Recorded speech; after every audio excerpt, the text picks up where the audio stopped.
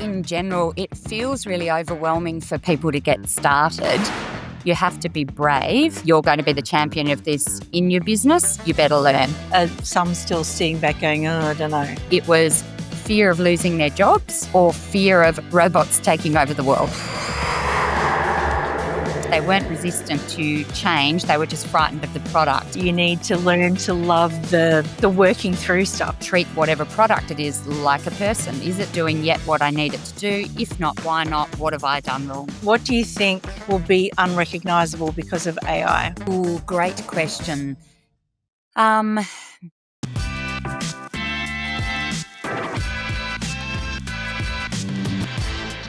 Welcome to Thought Leaders. Are you tired of hearing about AI but seeing no practical, real-world tools that you can use today? Candice Whinnett got so frustrated with the industry's implementation gap that she decided to build AI solutions herself. She now dedicates every Wednesday to one thing, building and automating with AI. Today, she's opening up her playbook.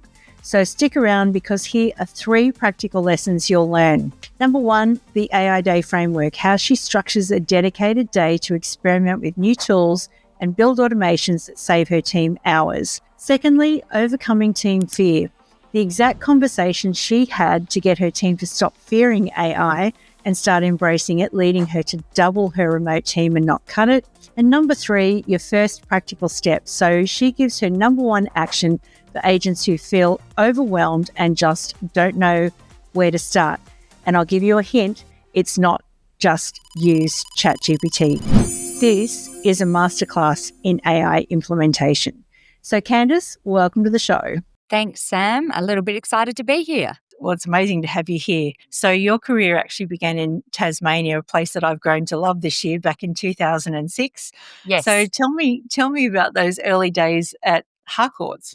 Yeah, so I actually started in a tiny little boutique agency called M&M Real Estate, and the CEO of that, Tony Morrison, was in the process of bringing Harcourts to Tasmania. So within a month or two of me joining that little company, it had converted to Harcourts, and obviously everyone knows the brand and the rate at which it grows, and Tony's done an amazing job of growing that business brand throughout Tassie and Victoria. So I had years with Harcourts, originally as a sales consultant, then working as the state trainer for Harcourts. And then when they were launching the commercial brand NAI Harcourts, I took on that franchise and moved into commercial and started my own business still within the Harcourts family. Backwards and forwards to Queensland a lot, visiting family, and then made the decision eventually to sell my business in Tassie and head north because I needed some sun.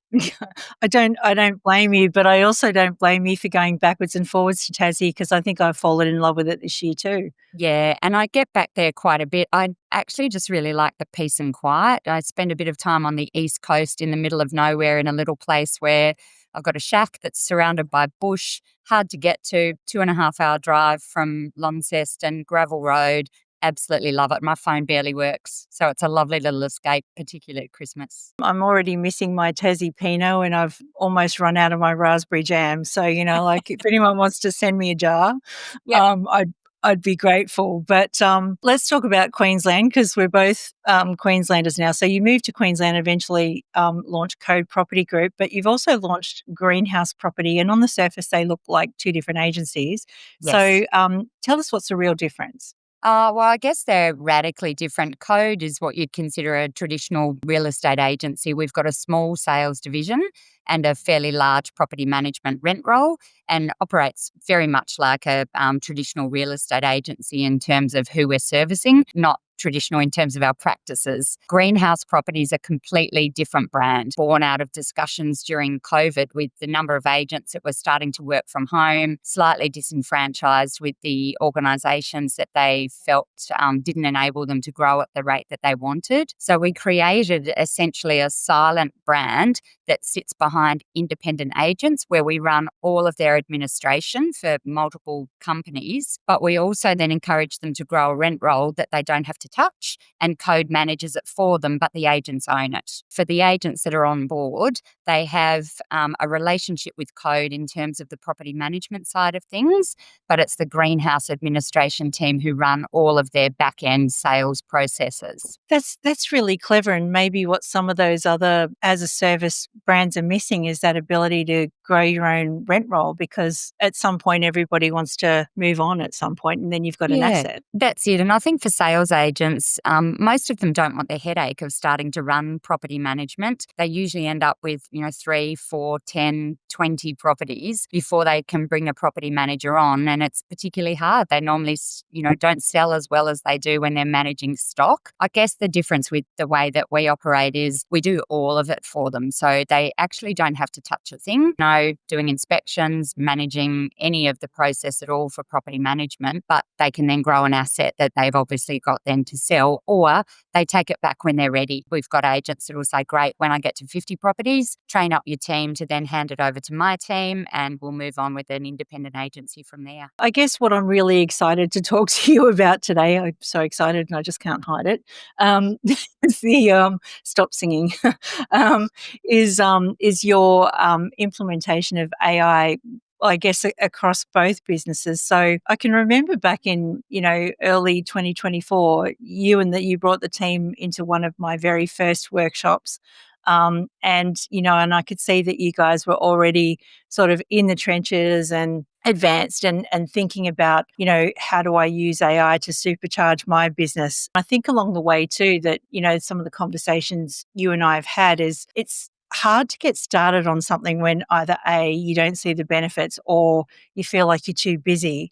Yeah. Why do you think the industry has been a bit slower, let's say, than yourself to implement? I think in general, it feels really overwhelming for people to get started. And in the early days, obviously people had that, is this the latest trend? Is this a new fad? And is it going to die a natural death? And then within weeks, I would say, people realised that this is our next biggest shift since the introduction of electricity, and it's not going anywhere.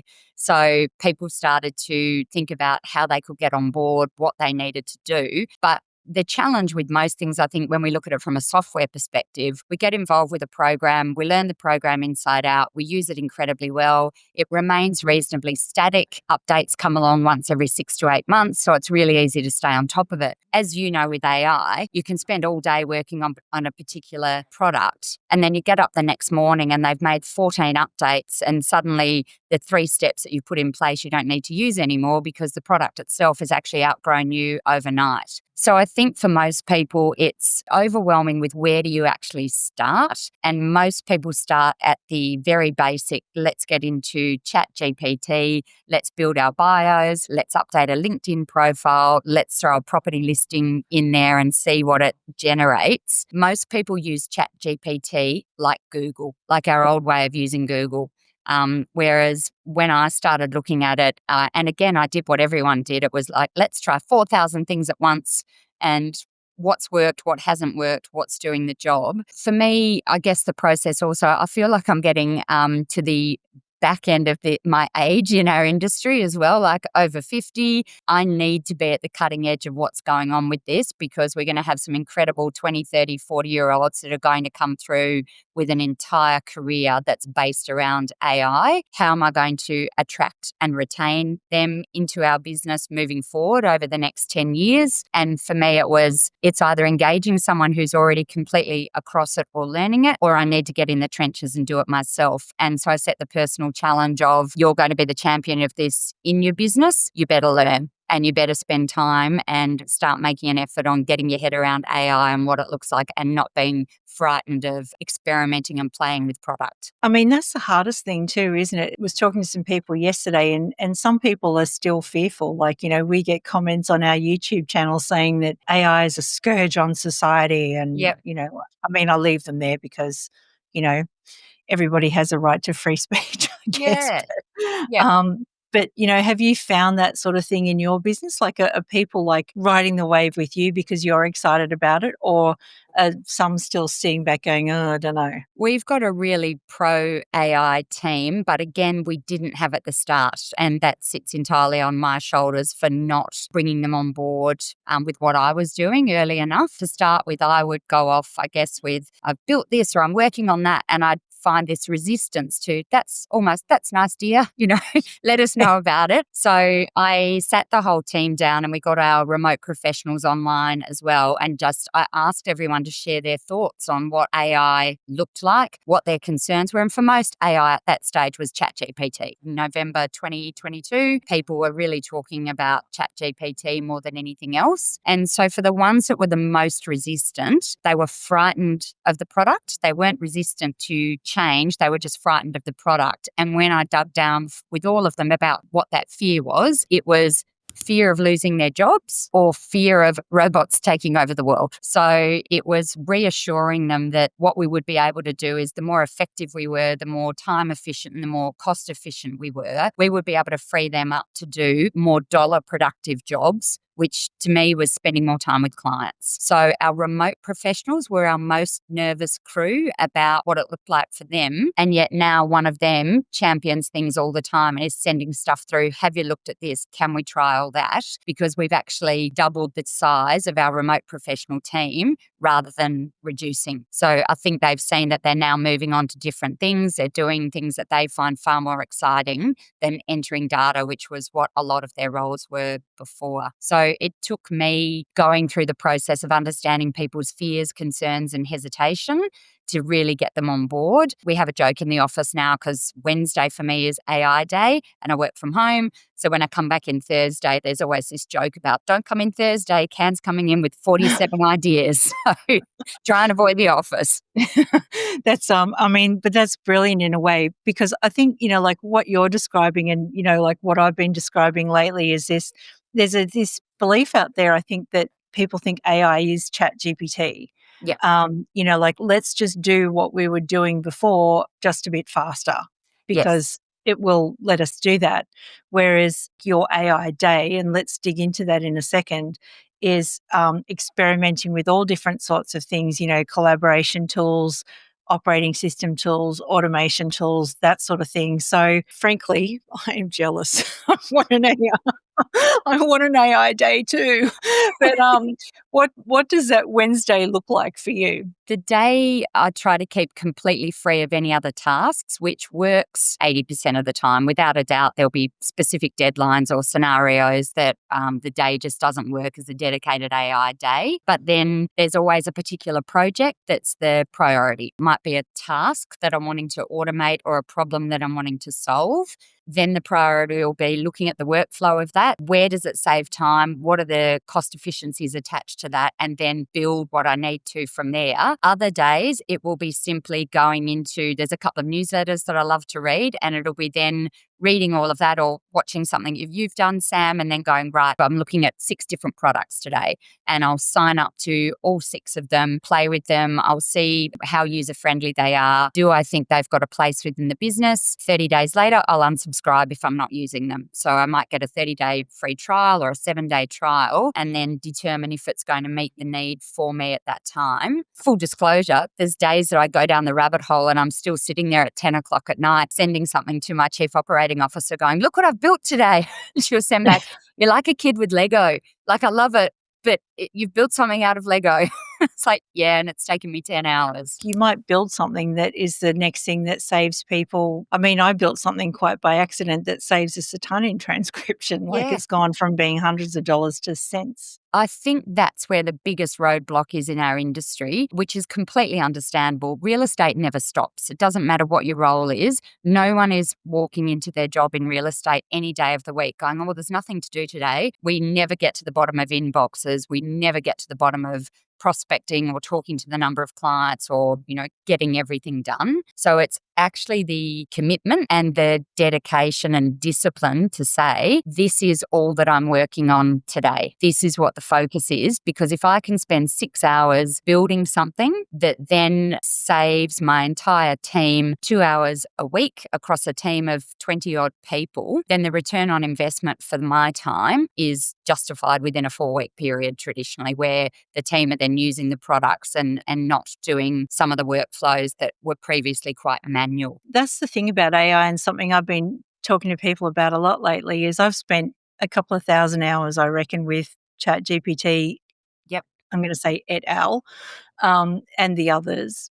But there's no point in me spending a heap of time without being able to share it somehow. And I think that's the beautiful thing about AI is being able to build the tools now where you can share your own knowledge with other people and level up the whole organisation. The thing with AI too, it actually makes people's personal lives easier. There's so much information that people can start to build about themselves to get assistance on roadblocks in their personal lives, or why is it that they're a procrastinator, or why is it that it takes them twice as long to do a particular thing in life. So I think if everyone gets the opportunity to actually understand how to use it to their advantage, how to use it where their data and their privacy is protected, because for me, that's critically important in every decision that we make. And are they then staying at the forefront of what's happening with technology? Because if you're not, it's quite easy to get left behind incredibly quickly with AI. You mentioned that you like to subscribe to tools and then unsubscribe from them. Yes. What sort of things do you like to play with? So there's stuff that I would like to play with, which isn't particularly helpful or positive in terms of workflow, will be looking at how we create images and video content. It's determining then what that looks like within the business. So really early on, I was playing around with HeyGen and 11 Labs, creating my voice and also different voices that we could use either for marketing purposes or training videos or induction of new staff. Then playing around with HeyGen in terms of the avatars. But sometimes, for example, I spent yesterday trying to really fine tune my digital twin to get the digital twin to look as much as possible like me, because I always have this slightly unfriendly look when I'm on camera. I always have that, wow, I look so mean and unfriendly. Whereas my digital twin, she's just so happy and has such a bright, smiley face. But there's always these tiny little tweaks. Like I have that, she blinks a lot more than I do, and it doesn't sound quite like me. She's got every now and then a particular word has an American twang. So I might build things and then go, it's significantly better than what I've built 3 months ago, but I'm still not rolling it out confidently as a replacement to, I wouldn't put it out there as me doing an induction to a new team member. I would still at the moment film myself. The difference is I wouldn't be writing my own scripts. I wouldn't be putting the video content together myself. All of that obviously happens within those particular programs. They're the things I probably play with quite a bit. The things that I work on a lot more, automations and workflow, and constantly staying on top of that. Really early on for us, in fact, 2017, when we started Code, we invested in Airtable, which we used in the early days much like a checklist and a project management tool. That program in itself does incredible things, but once it started bringing in its own AI development within the back end of that program, there's so much more that we use it for now. So every time I'm playing in Airtable, it's with one very specific task in mind for a particular job within a particular division, and nothing else gets worked on until that's finalized, tested by everyone, and then rolled out across the team. So I might only get 1 to 2 tasks done on a Wednesday, but those tasks might mean that 10 steps that were done manually by a team member have suddenly become 1 step, which is tick a box on a checklist, which triggers all of the other processes automatically. Yeah, so there's a couple of important points there that I want to, at least help unpack for everyone that might be listening. AI is not a magic trick. You actually have to invest the time and be a lover of trial and error. In some of the things that I've done, I've actually I've gotten incredibly frustrated because something works and then it doesn't work, and then it does work and then it doesn't work, and then you make a tweak and then you come back 24 hours later, it still doesn't work. Yep. That's just reality. And I've actually had to tell myself, you need to love the figuring things out. You need to Yes. learn to love the working through stuff. Have you found the Yeah. same thing? Yeah, and that's exactly it. Because I think, let's say someone wants to get in and build their own GPT, because that's not particularly complex to build a really basic one, but you get started and you don't use the right wording, and then you use it as a test run and you don't get the product that you want at the end of it. So for most, it's like, that didn't work. Whereas I would look at it and go, what was missing? What guardrails didn't I give the GPT for it to start eliminating those words, those phrases? A mistake I make all the time when I build my individual GPTs, I can't stand that it puts things in bold. It's really obvious that it's been written then, through AI. So it's always remembering that don't use bold fonts. And you were talking yesterday about your M dashes and putting all of those things in. Most people don't know to do that in the early days. So the content that comes out, people kind of go, it's good, it's not great. And I've just used 2 hours building whatever it was. So my approach with it is, if you're training a staff member and you spent 2 hours with them and they produced good content, but it wasn't great, would you get rid of the staff member? I dare say you'd spend more time with them, training them more effectively and showing them different ways to go about it, but letting them know that mistakes will happen, errors will occur, they're not going to be perfect every time, until that team member functions exactly how you need them to function in the workspace. And that's my attitude with everything I work on with AI. I kind of treat whatever product it is like a person. Is it doing yet what I need it to do? If not, why not? What have I done wrong? Let's talk about custom development, because I know you work with some engineers. I think they're actually on your team. Yeah. We've talked about it a couple of times that there are many applications in the real estate industry that don't quite, bolt together. Yes. Um, so how are you thinking about that? Are you actually building more of an ecosystem now that is going to connect these apps a little better? Yeah, to a certain extent, but it's also, for me, keeping an open mind that something I might build, eventually I will wipe out with a different product. So, and a classic example of a really specific scenario is, we use PropertyMe as our property management software, which PropertyMe released the automations. Prior to then, I had already built all of our automations for every process that we needed to do in property management in Airtable. So every step and trigger that needed to happen, that automatically sent an email, that populated a document so no one was doing any typing and reducing risk of error, we had built over a 2-year period and were using, always kind of knowing, I guess, that these software companies are investing and improving all the time. Where we then benefit is PropertyMe then launches the automations, and we had them built and operational in PropertyMe, because you have to build them yourselves, within 24 hours. Yeah. So we've recently recruited for a new role here, and we've spoken to people from 7 different companies, all sort of scattered around Brisbane, Sunshine Coast areas. They're all on PropertyMe with the agencies they're currently with. None of them have the automations in place.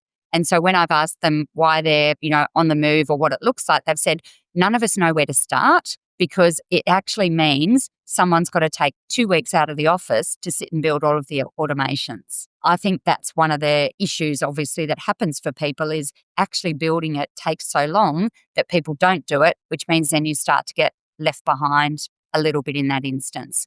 So for me, when we had those automations in place, the systems I built in Airtable were then obsolete, but the data was retained, which we then use for really different purposes in terms of modelling for our business. And when we're recruiting and training team members, the data that we've captured since 2017 enables us to make specific decisions about where we want those team members to be based, or what their focus or farm area will be. What I do is automations, AI, and task-driven development.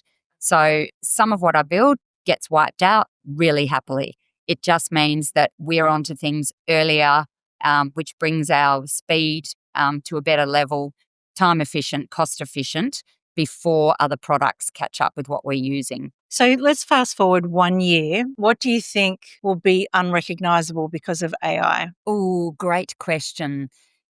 Um, I think our biggest challenge from a negative perspective will be determining fake content versus real content, news in particular. So life-changing scenarios, particularly for perhaps our younger generation who do use ChatGPT like Google. So whatever answer they get back, they kind of, no, that's absolutely accurate, and not necessarily sure about the fact-checking process. We are going to see a huge difference in news delivery in general and the determination of where we go looking for that. I think my thing that I obviously love working within is the property management side of things. Long term, I'd love to see the ability of landlords being able to choose whether they use an AI-driven network or whether they choose to use a traditional model. Because what we find in property management, there's continual pressure on fees for property management. We've seen wages increase by between 70 and 80%, and full disclosure, they absolutely needed to. Our industry needed that wage correction without a doubt. But the cost of running a property management agency is significantly higher at a time when fees are affecting the bottom line for agencies. One of the key things that we'll see is really different is owners wanting to use a property management company, but with an almost hands-off approach to a certain level in terms of actioning things themselves with the protection of human oversight. Someone who understands the legislation, not relying on a scenario where that's a robot that might be responding. What if it's not accurate? What if that's not the correct information? I think we'll see a huge shift in the way property management operates because, we've watched it over years with offshoring happening for all of the small task-related jobs within the business. But I think we'll continue to see pressure on fees, and we need to be creative and start creating AI-driven opportunities for landlords rather than continually altering our processes and offering the same product. Do you see AI allowing property managers to think of new revenue streams? I've had this conversation with a few people. If it's X% to collect the rent and organise maintenance, where around the property management ecosystem do you see AI enabling property managers to maybe do something different or provide a different service? We've long talked about the one-stop shop. And again, the traditional model when you're growing an agency, sales, your property management, then you start obviously if you've got a broker in-house, and then we're talking about insurance and connection companies. So all of those have been different revenue streams to a certain extent that businesses have looked at. We've seen different financial platforms come and go and others that have stayed that have costs associated for tenants, for paying rent and those types of things. Where I think we will start to see a difference is the ability to match a person to a property without the onerous process at the moment of going through a tenancy application. So for us on the Sunshine Coast, and like a lot of areas in Australia, vacancy rates are next to zero, and we've got a housing crisis in a high number of areas. The work that a tenant has to do to try and get themselves into a property in terms of getting to an open home, submitting the paperwork, uploading documents, there's concerns then about their privacy. Where does that document go? You've got a copy of my passport, my driver's license. What's your policy on how that's protected within your agency? I think that AI will be smart enough within the next 12 months to be able to start looking at, there's a 4-bed, 2-bath house in this suburb, and we know that Mary from Melbourne is looking at moving based on what she's doing on her phone at the moment and the searches that she's putting in. Let's get that property in front of Mary. She can personally upload all of these details into a private platform, get that off to a landlord so that the property almost never hits the market. But it's the speed of getting people into homes I think we need to be looking at in terms of particularly protecting vulnerable people. And there needs to be a way that we are really considerate with that for people who can't use technology on that level or who don't have access or the ability to use technology to put a roof over their head. We certainly do live in interesting times. Yeah. Well, I was just reading something that I found really interesting that I am not brave enough to commit to as yet, but in terms of buying digital real estate. So they're matching in a particular area, matching a property to a genuine building, but they're then selling shares in the building itself. So if it's a 10-story apartment block that's got 50 apartments in it, you can purchase an online version of that. You can't live in it, you can't do anything with it, but you have ownership of that particular unit. And then in theory, as that unit starts to appreciate in value, you can then sell that unit digitally to the next person. Really interesting in terms of where does it go, what does it look like, but way smarter people than me will be coming up with things like that will really change the way we look at real estate in general. And I also think the other thing that we'll start to see a lot more of is where people start investing money in terms of the data centres that are storing these vast amounts of information, and then the water reservoirs attached to that to, essentially cool the servers of all of these centres. I think that we'll start to see a big shift, I guess, in where people are investing as well. Candice, it's been amazing having you on the podcast, and I hope you'll come back. Like, I hope we'll continue to have these conversations because, I love talking to you and about how you're thinking about AI. And thank you for sharing some of that wisdom with everyone else, because I know that, there's probably a lot of people out there thinking, what do I do? Where do I start? Yeah. I normally ask people if there was one thing at the end of the podcast, but I'm going to ask you a slightly different question. If someone's been listening to this and thinking, okay, where do I start? What is the one thing that you think people should take action on? I would build a custom GPT to assist with one specific area of your business that you view as really time consuming, or a part of your business you actively avoid because it's difficult and could be done a lot quicker. In my opinion, you can build a custom GPT in an hour once you know how to do that. And the time saving can be absolutely huge. So I think most people are comfortable with ChatGPT. Not everyone's comfortable to start investing in HeyGen, 11 Labs, Midjourney, and every other product that we look at. So get a paid GPT subscription for starters, not a free one, and build a custom GPT. The other thing that I guess like to encourage people to have a go with these things. I'm mid-50s. I left school at 15. I don't have a traditional higher education background, and this stuff for me was not second nature. We didn't have computers at my school because I'm so old, they didn't exist. So you don't have to be a tech head to get started. You don't need to be brilliant at computing. You don't need to have a degree in any of these areas. You have to be curious. You have to be brave, and you have to be prepared to spend money on subscriptions as if you were investing in a staff member. Really super cool advice. Candice Whinnett, thank you so much. Thanks, Sam.